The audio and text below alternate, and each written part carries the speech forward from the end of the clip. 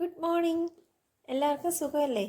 ഇന്ന് ഈ കാണുന്ന വീഡിയോയ്ക്ക് ഒരു സ്പെഷ്യാലിറ്റി ഉണ്ട് കേട്ടോ. ആ സ്പെഷ്യാലിറ്റി പറയുന്നതിന് മുന്നേ ഇതുവരെയും സബ്സ്ക്രൈബ് ചെയ്യാത്തവർ ഇഷ്ടപ്പെടുവാണെങ്കിൽ ഒന്ന് സബ്സ്ക്രൈബ് ചെയ്യണം കേട്ടോ. പിന്നെ ഇന്നത്തെ സ്പെഷ്യാലിറ്റി എന്താണെന്ന് വെച്ച് കഴിഞ്ഞാൽ ഈ വർഷത്തെ ഈ അധ്യയന വർഷത്തെ അവസാനത്തെ ലഞ്ച് ബോക്സ് പ്രിപ്പറേഷനാണ് ഈ കാണുന്നത്. ഇനി അടുത്തൊരു ലഞ്ച് ബോക്സ് പ്രിപ്പറേഷൻ ഉണ്ടാവണമെങ്കിൽ ജൂൺ ആവണം, അതായത് സ്കൂൾ തുറക്കണം കേട്ടോ. ഇതിനിടയ്ക്ക് ഇനി വലിയ ഒരു 2 മാസത്തെ ഗ്യാപ്പാണ് വരാൻ പോകുന്നത്. ഒരു കണക്ക് നോക്കിക്കഴിഞ്ഞാൽ രാവിലെ എണീക്കേണ്ട, പതുക്കെ ജോലിയൊക്കെ ചെയ്താൽ മതി, ഓക്കെ കൊള്ളാം, എല്ലാം ഒരു സ്ലോ മോഷനിൽ പോയാൽ മതി. പക്ഷെ വേറൊരു സൈഡ് നോക്കുകയാണെങ്കിൽ നേരത്തെ ഈ സ്കൂളൊക്കെ ഉള്ള ടൈമിൽ ജോലിയൊക്കെ പെട്ടെന്ന് കഴിയും. രാവിലെ തന്നെ ചോറ് കിട്ടുമ്പോൾ തന്നെ ഏകദേശം പണികളൊക്കെ കഴിയും.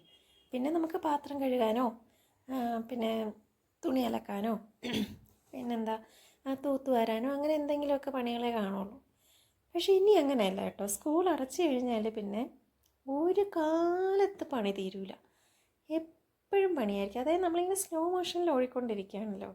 മറ്റേത് രാവിലെ എണീറ്റുകൊണ്ട് ചടപടാന്ന് എല്ലാ ഉടായ്പകളും കാണിച്ച് എങ്ങനെയെങ്കിലുമൊക്കെ എന്തെങ്കിലുമൊക്കെ ചെയ്തങ്ങ് വയ്ക്കും. പക്ഷേ സ്കൂൾ അടച്ച് കഴിയുമ്പോഴത്തേക്ക് എല്ലാ കാര്യങ്ങളും സ്ലോ. എണീക്കുന്നത് ലേറ്റായിട്ടായിരിക്കും, പിന്നെ അത് കഴിഞ്ഞ് കാപ്പി കുടിക്കുന്നത് ലേറ്റ്, ഊണ് കഴിക്കുന്നത് ലേറ്റ്, മൊത്തത്തിൽ എല്ലാ കാര്യങ്ങളും ലേറ്റാവും. പിന്നെ എന്തെങ്കിലും കാര്യങ്ങളൊക്കെ ചെയ്യുന്നത് ഇന്നിനിപ്പോൾ പോകണ്ടല്ലോ, നാളെ ചെയ്യാം എന്നൊക്കെ ഒരു ചിന്താഗതി വരും. അങ്ങനെയൊക്കെയാണ് കേട്ടോ.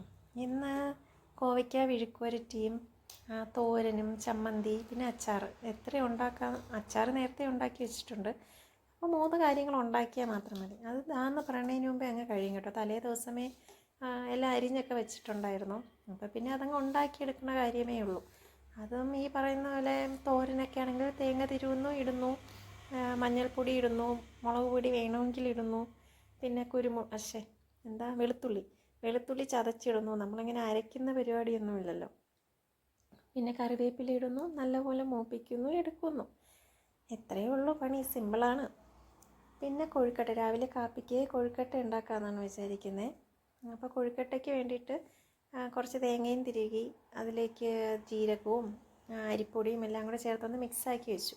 എന്നിട്ട് നല്ലോണം വെള്ളം തിളപ്പിച്ച്, ഉപ്പിട്ട് തിളപ്പിച്ച വെള്ളമാണേ, തിളപ്പിച്ചിട്ട് അതിലേക്ക് ഒഴിച്ച് കുറച്ച് നേരം അതൊന്ന് ചൂടാറാൻ വേണ്ടിയിട്ട് വെച്ചിരുന്നു. അല്ലെങ്കിൽ കൈ പൊള്ളിപ്പോവും. എന്നിട്ടും എൻ്റെ കൈ പൊള്ളി കേട്ടോ. ഞാൻ ഇതിനിടയ്ക്ക് ചമ്മന്തി അരച്ചിട്ട് ഇതിനൊന്ന് കുഴച്ചെടുക്കാമെന്നാണ് വിചാരിച്ചത്. അങ്ങനെ ചമ്മന്തിയൊക്കെ ഉണ്ടാക്കി ഇതാണ് നമ്മുടെ മാങ്ങാ ചമ്മന്തിയില്ലേ, അപ്പോൾ അതിന് വേണ്ടിയിട്ട് മാങ്ങയൊക്കെ അരിഞ്ഞിട്ട് ഉള്ളിയും മുളകും മല്ലിപ്പൊടിയും എല്ലാം കൂടെ കറിവേപ്പിലയും ഒക്കെ കൂടെ ഇട്ടിട്ട് നല്ലപോലെ അരച്ച് അതിനങ്ങ് ഒരു പാത്രത്തിലേക്ക് മാറ്റി നല്ലോണം ഉരുട്ടിയെടുത്തു കേട്ടോ. പക്ഷേ എത്രയൊക്കെ ഉരുട്ടിയിരുന്നാലും നമ്മളിനി എത്രയൊക്കെ ചെയ്തിരുന്നാലും നമ്മൾ കല്ലിൽ അരയ്ക്കുന്ന ടേസ്റ്റൊന്നും ഈ നമ്മൾ മിക്സിയിൽ അരയ്ക്കുമ്പം കിട്ടൂല. ഈ ചമ്മന്തിക്കല്ല, ഏത് റെസിപ്പി ഉണ്ടാക്കാനായിരുന്നാലും നമ്മൾ തീയിലൊക്കെ ആയിരുന്നാലും കല്ലിൽ അരയ്ക്കുന്ന ടേസ്റ്റ് ഒരിക്കലും നമ്മൾ മിക്സിയിൽ അരയ്ക്കുമ്പം കിട്ടൂല. അങ്ങനെ അതിനെയൊക്കെ കുഴച്ച് വെച്ചിട്ട് കൊണ്ടുവന്ന് കൈ നല്ലോണം ഒന്ന് നല്ല ചൂടായി കേട്ടോ. പിന്നെ ഒരു പാത്രത്തിൽ കുറച്ച് വെള്ളം എടുത്തിട്ട് അതിലിടയ്ക്കിടയ്ക്ക് മുക്കി ഇങ്ങനെ ചൂടിങ്ങനെ കൂടി വരുമ്പോഴത്തേക്ക് ഇടയ്ക്കിടയ്ക്ക് മുക്കിയാണ് അതിനെ ഏകദേശം ഒന്ന് കുഴച്ചെടുത്തത്. ഇതിനിടയ്ക്ക് പിള്ളേർ എണീറ്റ് വന്നിട്ടുണ്ടായിരുന്നു. അവർക്കുള്ള കട്ടനൊക്കെ എടുത്ത് കൊടുത്തു. പിന്നെ കുറേശ്ശെ ഉരുട്ടി അങ്ങ് മാറ്റി വെച്ചു കേട്ടോ. ഈ ബോൾസാക്കിയിട്ട് കുഞ്ഞു ബോൾസാക്കിയിട്ടാണ് ഞാൻ മിക്കവാറും ഉണ്ടാക്കുന്നത്.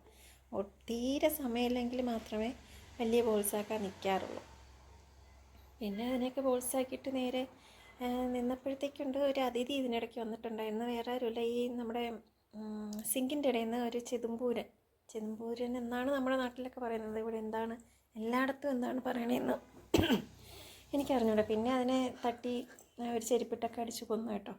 ഇതിനിടയ്ക്ക് ശ്രീനിധിയുടെ തല കെട്ടി കൊടുത്തു. തല കെട്ടിയതിന് ശേഷം കുറച്ച് പൂവുണ്ടായിരുന്നു കേട്ടോ, മുല്ലപ്പൂ. നമ്മുടെ ഇവിടെ തന്നെ ഫ്രണ്ടിലൊരു ചെറിയൊരു മുല്ലയുടെ തൈ നിൽപ്പുണ്ട്. നല്ല അത്യാവശ്യം ഒരാൾക്ക് വയ്ക്കാനുള്ള പൂവുണ്ടായിരുന്നു. നല്ല മണം. രാത്രി വിരിയുന്ന സമയത്ത് നമ്മൾ മുറ്റത്തൊക്കെ നിൽക്കുകയാണെങ്കിൽ നല്ല മണമാണ്. അതിന് പിന്നെ പെട്ടെന്ന് കെട്ടിയിട്ട് ശ്രീഭാഗ്യയ്ക്ക് അങ്ങ് തലയിൽ വെച്ച് കൊടുത്തു. മറ്റേ ആൾക്ക് വേണ്ടാന്ന് പറഞ്ഞു. അങ്ങനെ ശ്രീഭാഗ്യയുടെ തലയും കോതിയൊക്കെ നേരത്തെ ഒരു സ്റ്റെപ്പ് ശ്രീഭാഗ്യനെ കെട്ടിയിട്ട് വന്നിട്ടുണ്ടായിരുന്നു. അതൊന്നും ഇങ്ങനെ എല്ലാം ഒതുങ്ങാതെയൊക്കെ ഇരുന്നതുകൊണ്ട് ഞാൻ ഒന്നുകൂടെ കോതിയിട്ട് നല്ലപോലെ അങ്ങ് കെട്ടി കൊടുത്തിട്ട് ഈ പൂവിനെ അങ്ങ് വെച്ച് കൊടുത്തു കേട്ടോ. പിന്നെ ഉടനെ തന്നെ ചേട്ടനും വന്നു, കാപ്പിയൊക്കെ കുടിച്ച് പിള്ളേരും ഇറങ്ങി കേട്ടോ. പതിവ് ഉമ്മയൊക്കെ തന്നിട്ട്.